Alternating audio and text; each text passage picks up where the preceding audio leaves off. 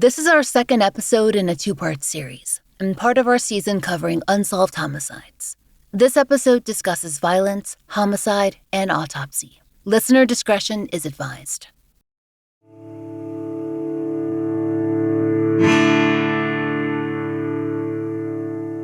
This is The Fall Line. Last episode, we began the story of Sheila Jones and her son, Iman Cannon.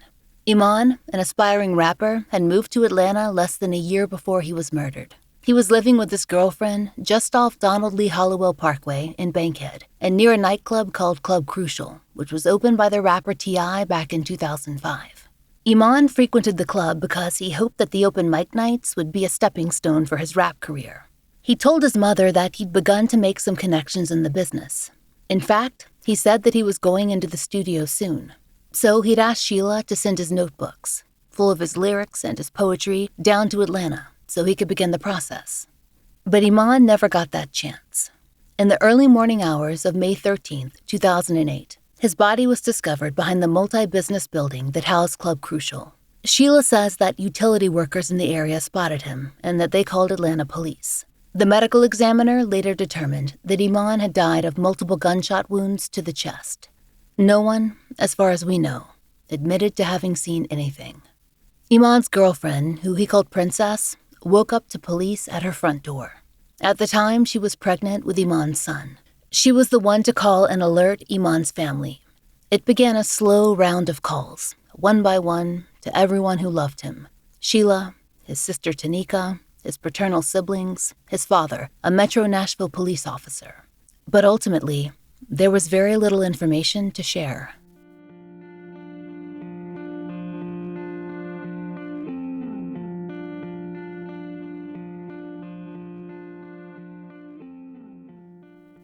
And things haven't changed much since then.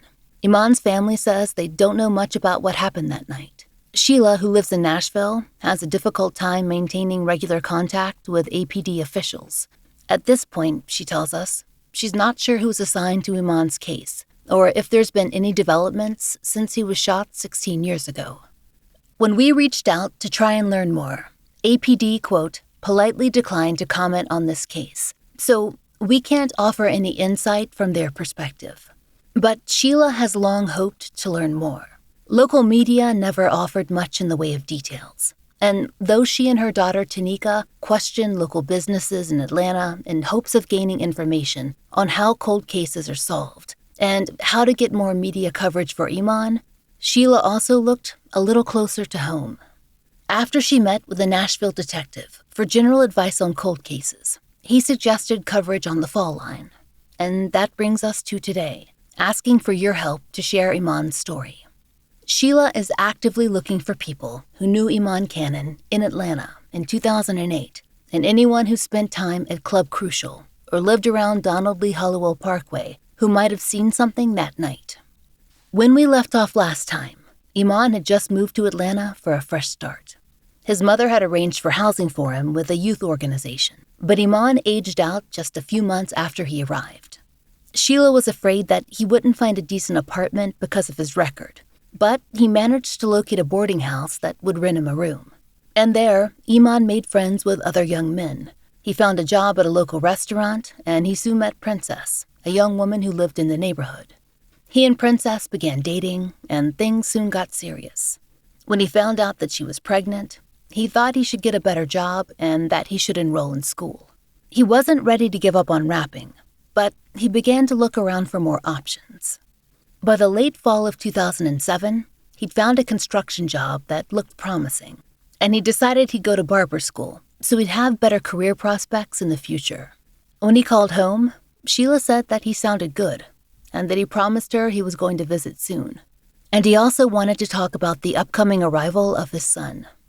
He'd call, and at this time he wanted to come home for Christmas, which he wasn't a big with the holidays. With Christmas, he had kind of outgrew the Christmas thing because his religion, now he's basically following his dad's religion.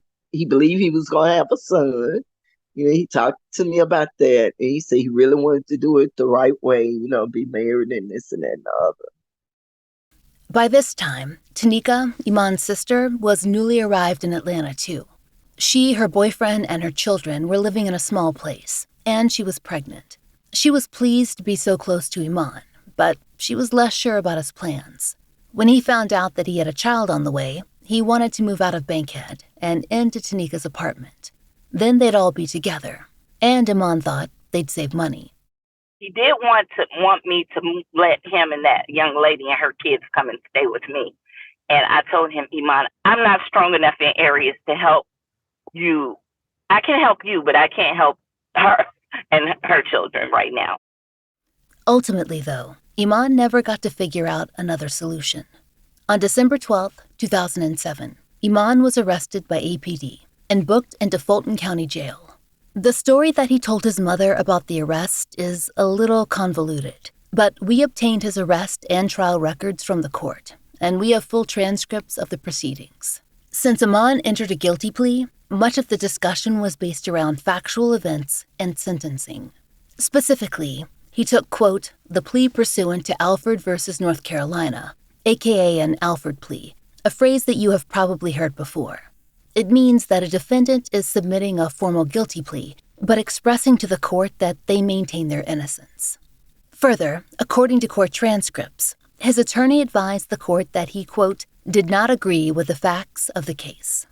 Based on the court documents, here's what happened. At around 8:30 in the morning, Iman was reportedly walking down the middle of Center Street Northwest. That's about a mile and a half from where he was living at the time. Court documents describe him as walking in the middle of the road, and that's when two off-duty police officers in a personal vehicle saw him. Per the information we received via FOIA, an officer noted that when they saw Iman walking, one officer called out to him and told him to get out of the road. The officer indicated that he requested this twice. At that point, the officer said he did not initially identify himself as law enforcement. According to the transcripts, these officers had been working in uniform at a local apartment complex party, and they were leaving the premises when they saw Iman. Now, one of these officers was a member of Atlanta's controversial and now disbanded Red Dog Unit. This is worth noting because in a statement, he said that both he and the other officer were well known in the area. For Atlantans in 2008, Red Dog had clear connotations. We remember it. Back then, Red Dog Unit's activity flooded the news.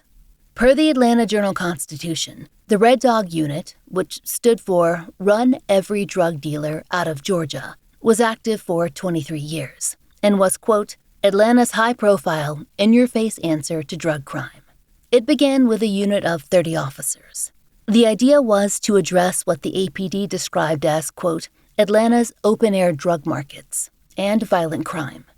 During the 20-odd-year tenure of this unit, there was a serious crackdown, but there were also many complaints of violence and excessive force. When the unit was disbanded and replaced with a violent crimes unit in 2011, the then leader of the Citizen Review Board commented, quote, we have a disproportionate number of complaints about officers who belong to the Red Dog Unit as opposed to officers involved in the zones. A Georgia State University professor noted that the unit was, quote, efficient and effective, but it got a reputation for strong-arm tactics. The professor felt it was based on the actions of a minority of unit members. When Iman was arrested, Red Dog was still 3 years away from disbandment and was well known in West Atlanta, especially if you were from Atlanta or had lived there for a while. But Iman had only been in the city for a few months. And while the officer was identified as a known Red Dog Unit member, Iman's defense attorney said that her client had no idea what that meant. The officer's statement made it clear that they felt that Iman should have at least realized that they were law enforcement when he saw them through the open car window. After calling to Iman to leave the roadway, the officer said that he, quote, told the subject to come here. The officer also advised that, quote, he saw me. I was plainly visible at that point when he was beside my window. He asked me why we were f***ing with him. I told him to continue to come toward my vehicle. The district attorney's version is that officers then exited the vehicle, noted a bulge in Iman's waistband, and that he turned and appeared to reach for this bulge. An officer then, quote, grabbed his hand to prevent that and, quote, a struggle ensued. The DA presented the following account of events. We're referring to the officers by number for clarity, but these quotes and any following excerpts are otherwise unaltered. Quote, the first officer grabbed the defendant's hand to prevent him from going to his waistband, and a struggle ensued. The second officer had to jump in, and during the struggle, the defendant offered violence to both officers, kicking and fighting and the whole time reaching for the bulge in the waistband. Ultimately, they were able to get him under control and retrieved a loaded firearm. The officers suffered some injuries. The first officer's finger was cut in the fight and in the struggle, and the second officer, I believe, suffered a bruised or fractured wrist or hand. End quote. The defense offered a different version of events, as follows. Quote, according to Mr. Cannon, he agrees that he was walking down the street. He was approached by an unmarked car by two officers who asked him to come over. Mr. Cannon did not want to come over because he knew that they did not have any reason to stop him at that time. Mr. Cannon, as he believes, was then jumped on by the two officers, and one of the officers was cut in the midst of that struggle. From that point on, one of the officers placed Mr. Cannon in a headlock, asking him to read the badge on the side of his arm, talking about, this is Red Dog, respect me, you know who this is, read what it says. And at that time, residents from the apartments did gather outside, and that's when the officers yelled out to everybody else, this is a bad man. They took him inside a rec room of that apartment complex and continued to beat Mr. Cannon more and more with his own pistol. End quote. The district attorney disputed whether Iman had actually been injured that day, and there was also disagreement as to whether he had or had not been seen by Grady EMS when the officers were treated. We don't know which version of the story is accurate. Evidence wasn't presented. It was not that kind of hearing. The point here is that Iman's plea was predicated on disputing the facts as presented by the state. Iman's lawyer asked that he be given 3 years probation, and from what we can tell, he was ultimately sentenced to 12 months and a several $1,000s fine. The judge made mention of a detention center. More on that in a minute. If Iman failed to follow through on probation stipulations, he would serve 5 years in prison. What's less clear to us, though, is what happened next. Iman did not serve a 12-month sentence. Because Iman has no inmate record with the Department of Corrections as a state or federal prisoner, we can't track him through the system or find his precise release date. Sheila knows that Iman was sent to a facility that she remembers being near Cedartown, Georgia. And there was a center there, the Northwest Probation Detention Center. It closed in 2010. In Georgia, state literature describes probation detention centers, which are minimum security, as facilities that, quote, provide short-term confinement of probationers in a secure, safe, and work-oriented environment. The maximum that one can spend in a probation center is 180 days. This may be where Iman was housed. We aren't sure if any of that is accurate. It's just our best guess based on the information that is available. We also don't know why he was released after just a few months, and it appears that he never actually entered the regular prison population. We just know that he was out by the spring of 2008, probably early April based on his family's memory. Then, he was officially on probation. Sheila says that Iman called her as soon as he was released, and that he managed to get a ride back to Atlanta. The boarding house owner had been storing his belongings, but he no longer had a room. We did not speak to his girlfriend, Princess, so we can't say for sure what she did or did not know. But Sheila remembers that Princess had little information about where Iman was or what was happening while he was incarcerated. Sheila remembers that Princess may have begun dating someone else, but that when Iman returned to Bankhead, they got back together. In fact, he moved in with her. He still had a lot to deal with. Probation, earning money for the large fine he'd been ordered to pay, and the impending birth of his baby. But Sheila was relieved. She would have preferred to have him back in Nashville, but of course, that was impossible. He had to remain in Georgia to meet the requirements of the state.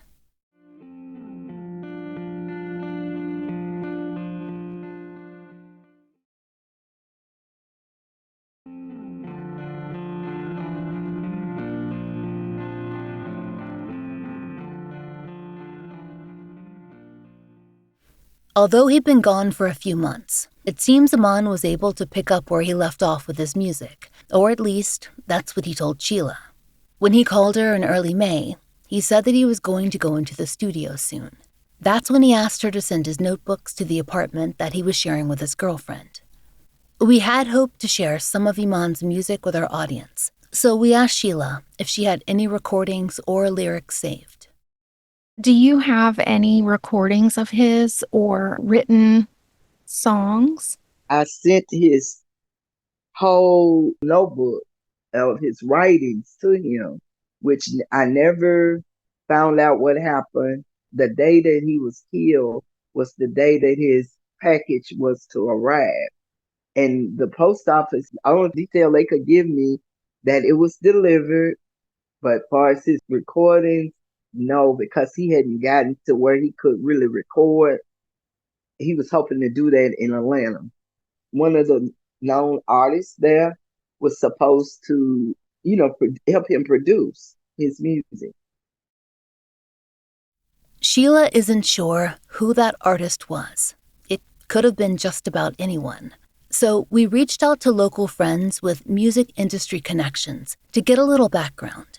Tenderfoot TV president and co-founder Donald Albright was kind enough to connect us with local music journalist Maurice Garland, who has deep ties to Atlanta's hip-hop scene. Music is one of the many beats he's reported on over the last few decades. In the past, he's often covered and attended events at Club Crucial, especially around 2009 and 2010. At the time, the club was dealing with hefty fines from the city and a possible suspension of their liquor license. And Maurice's investigative reporting delved into whether T.I.'s establishment was being targeted by government officials. When we spoke with Maurice over the phone for this episode, we asked him what Club Crucial was like back in 2008 and the relative fame of the acts performing there at the time. He told us that T.I., while an owner, was rarely at the club. He was only apt to make appearances if there was a video shoot or a special event happening. Maurice described the club as, quote, more like a neighborhood spot than a destination. And he said that generally, the acts performing there weren't big names. But at the same time, the club could be an important starting point. And it was, quote, a launching pad for people who didn't have access to a larger audience. We talked about violence and other issues at the club, and Maurice explained that it was generally laid back. The drinks were served in plastic cups, and he remembered fights were relatively rare inside the establishment. To him, Club Crucial captured a certain flavor. Maurice told us that, quote, the club and the area represented a time when ATL was really changing. He said that when you were there, you felt like you were in, quote, the real Atlanta, a place that hadn't yet been, quote, gentrified or torn down. We asked Maurice if he'd reported on Iman's death, and he said that though he recalled a shooting taking place, he hadn't covered the story.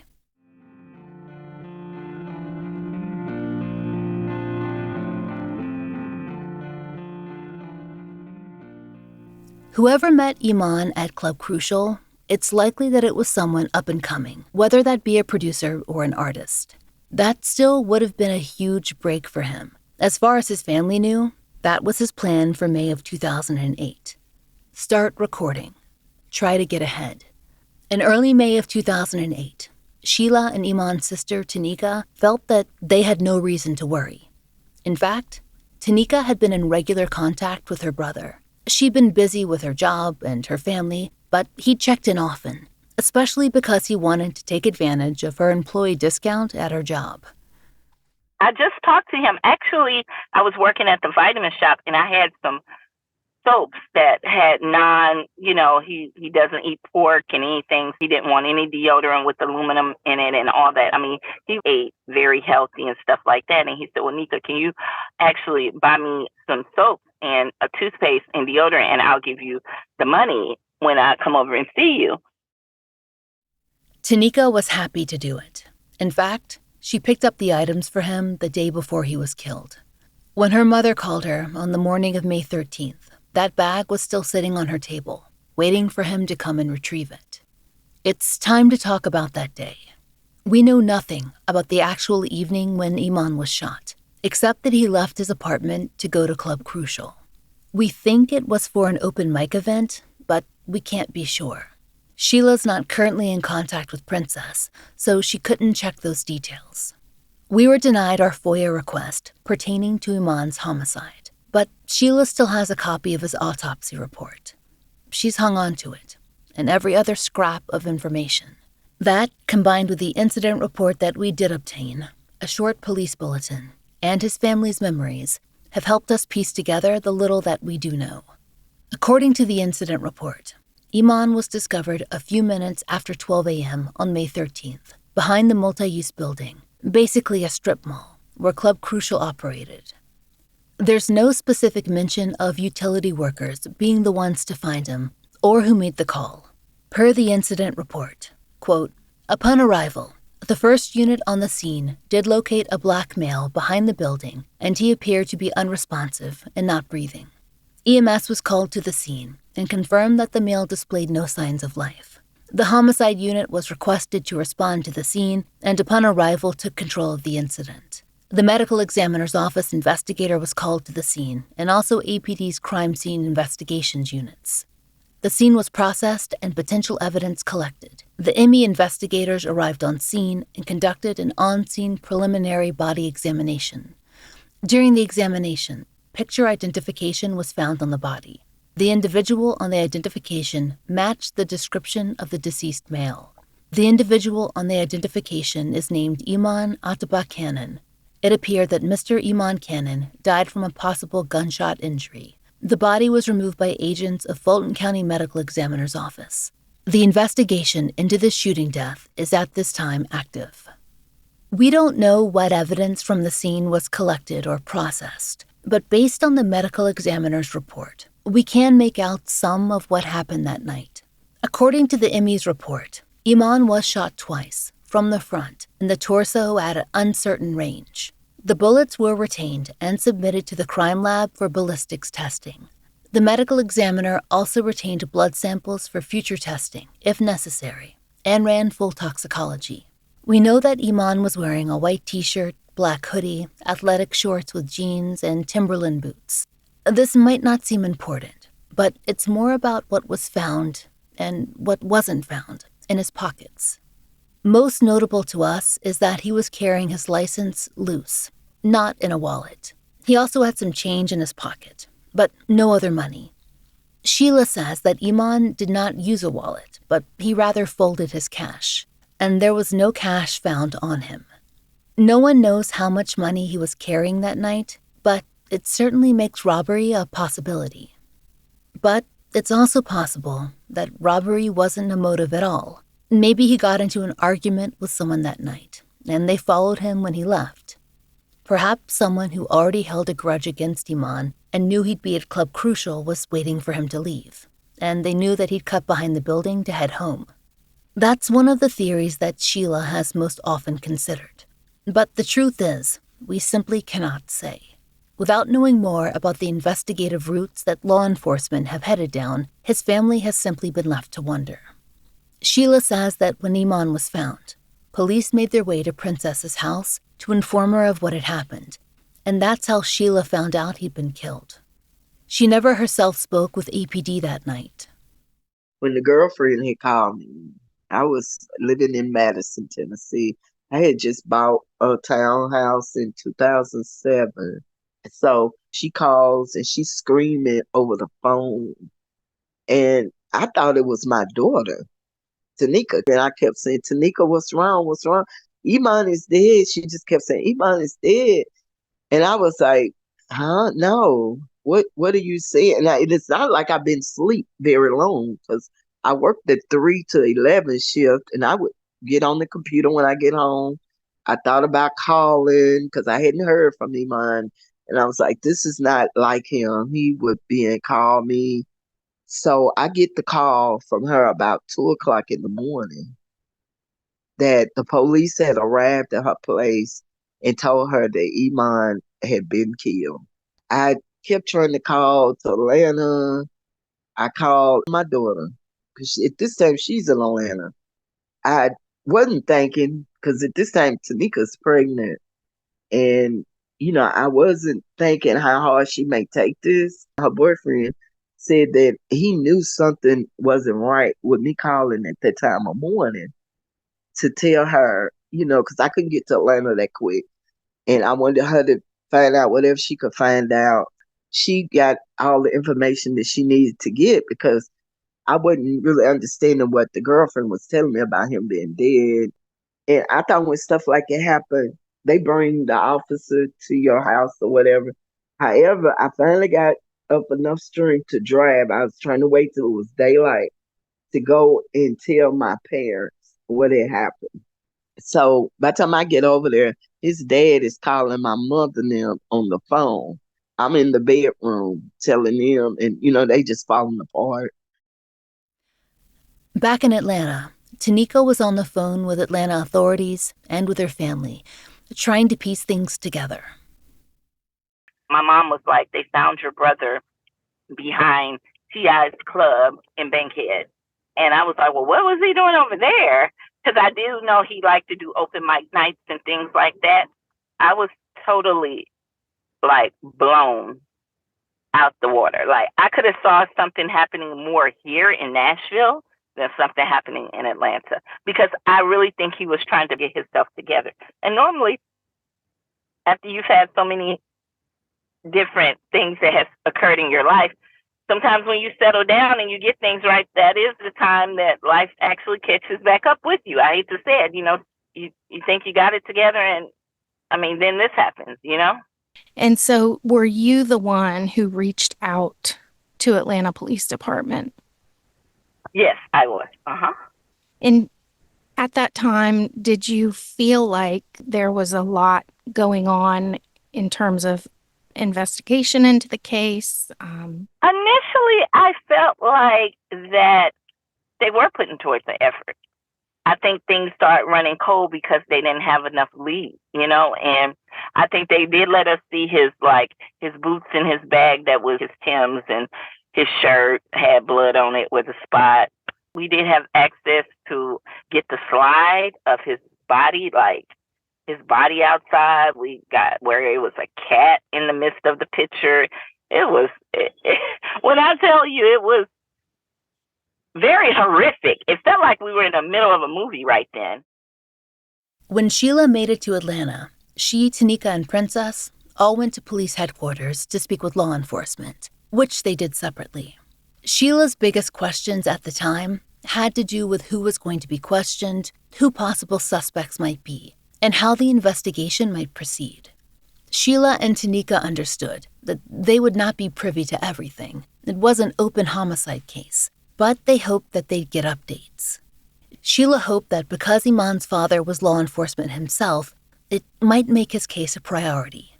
As she spoke with police, her extended family arranged for transport of his body back to Tennessee. As Sheila's relatives worked on funeral services, she tried to get more information from authorities. Finally, Tanika said, she and her mother decided to try and go discover more information on their own. They went down to Donald Lee Hollowell Parkway and tried to interview some of the business owners. Their main interest was whether anyone had security footage that might have captured the incident. And then we even went back. We were trying to do our own little investigation. There was a barbershop there, and two guys were in there. I didn't never know their names. And I was just like, this is really, really sad that this is a high-profile rapper, and there's no cameras in operation over here, and you guys are right here. You tell me that y'all didn't see anything on your camera, because I knew that they had to have a camera, Miss Brooke, because they were all the way out, dipped back in the back. And I don't know what type of negative traffic they had running in and out besides haircuts. But to me, even back then, you're going to have a camera because, you're in Bankhead. And I feel like the police didn't push it. I do feel that way. And my mom was like, well, we just wanted to have a visual. And I think the guy at the barbershop was like, yeah, y'all can have a visual, but we really don't know nothing that happened over here. We didn't see nothing. All we know when we came in to cut hair or whatever, somebody was in a body bag. I think that's how he made the statement. But that was it. So, yeah, it really turned for the worse. Probably maybe 4 or 5 months after Iman died, is we didn't get any answers. Sheila also spoke to Princess to see if she knew of any conflicts that were brewing, and she tried to track down friends through the boarding house too. But ultimately, she felt like she was going in circles. This was what I was asking her after Iman was dead, after he got killed. What could have happened? What could have brought this on? Trying to find out. In my head, I'm trying to find out who killed my son. So all kind of stuff is going through my head. Could have been somebody at the place that he got into it with. Somebody tried to kill him for his box with all his rap music in it. What they did know, they passed on to police. But for years, they didn't hear anything. No gossip, no rumors that seemed helpful. Not until Atlanta police worked with local reporters to upload that cold case video, and it made its way to YouTube. Then, Sheila had a very strange interaction.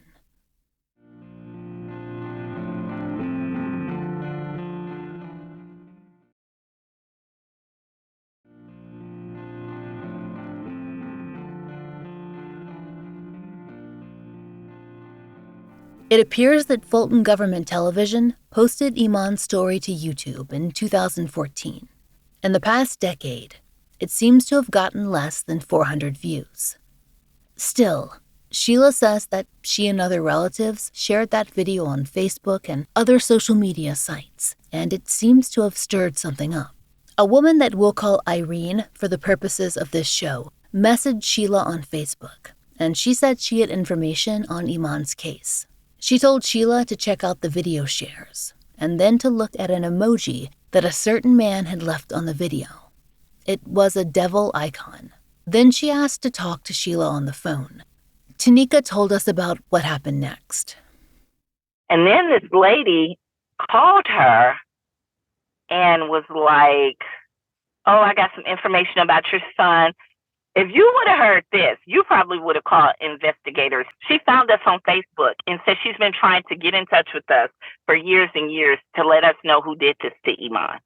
It was just a freaky conversation. And I just had to call my mom, and I was like, we need to really be calling the authorities. This makes no sense to me at all. I wish we could have recorded her. She was mad at her boyfriend, and she said her boyfriend told her that he killed Iman. It was so chilling, the way she was telling us the event. Irene told Sheila that Irene's ex-boyfriend was a good friend of Iman. His name was one that Sheila was familiar with.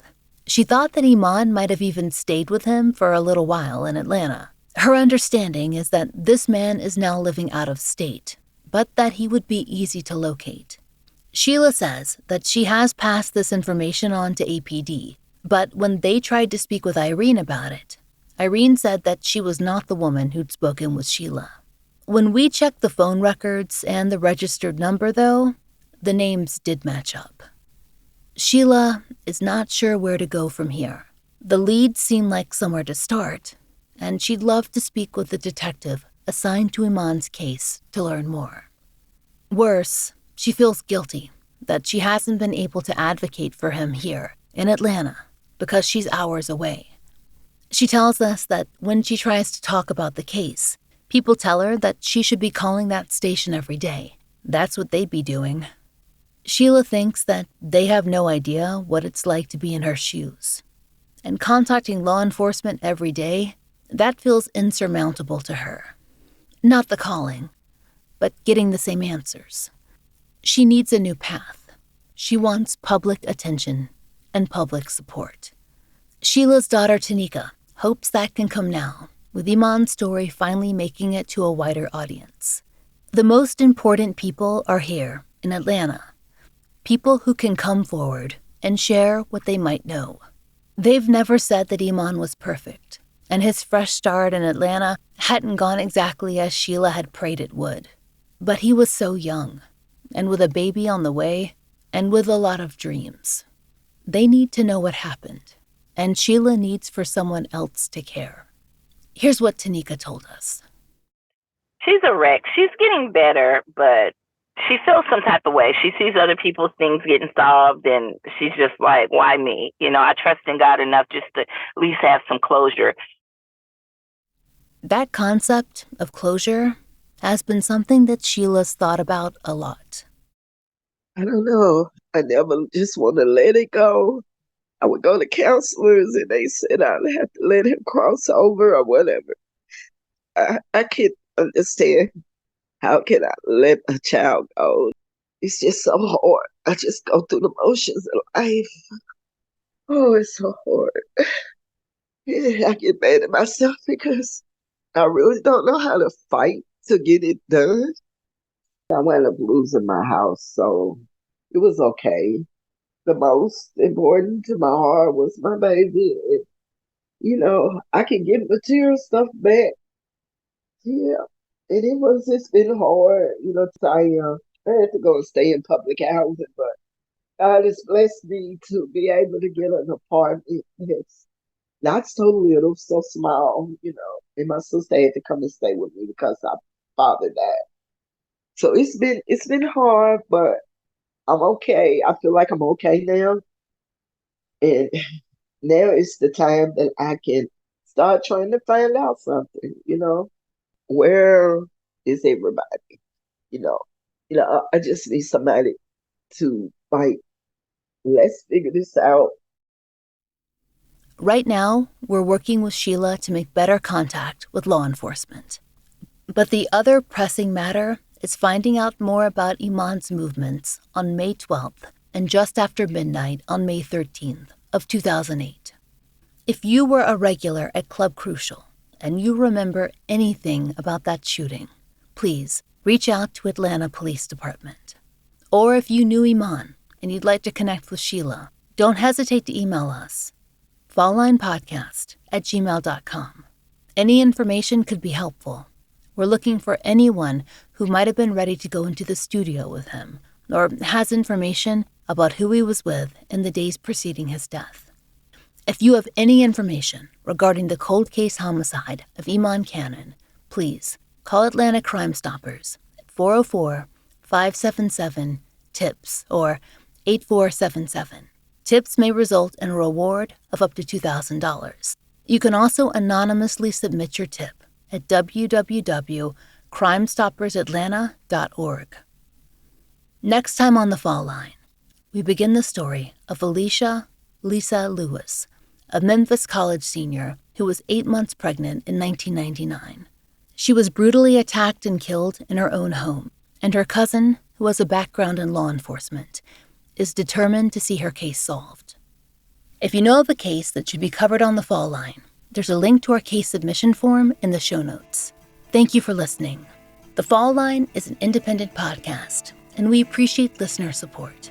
It allows us to do research, obtain FOIA, pay our content advisors, and support and donate to the causes we care about. If you try out the products we advertise, please use our sponsor codes. It really helps. And please take a moment to rate and review our show in your podcast app of choice. My book, Lay Them to Rest, which covers years of my life working on a Jane Doe case and the world of forensic scientists who resolve unidentified persons cases, is out everywhere now as hardcover, ebook, and audiobook, read by me. You can order it anywhere you get books and through your local library. Find out more through the link in our show notes. If you'd like to support the show and the stories we cover, join us on Patreon or Apple Premium. 100% of our Patreon and Apple Premium earnings are supporting our Family Therapy Fund and actively paying for therapy for families who've appeared on our show.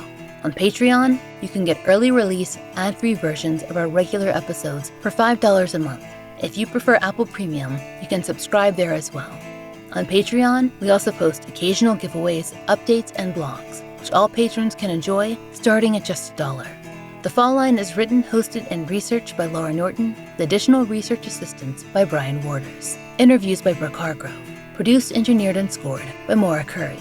Content advisement by Brandy C. Williams and Vic Kennedy. As always, our most special thanks to Liz Lipka.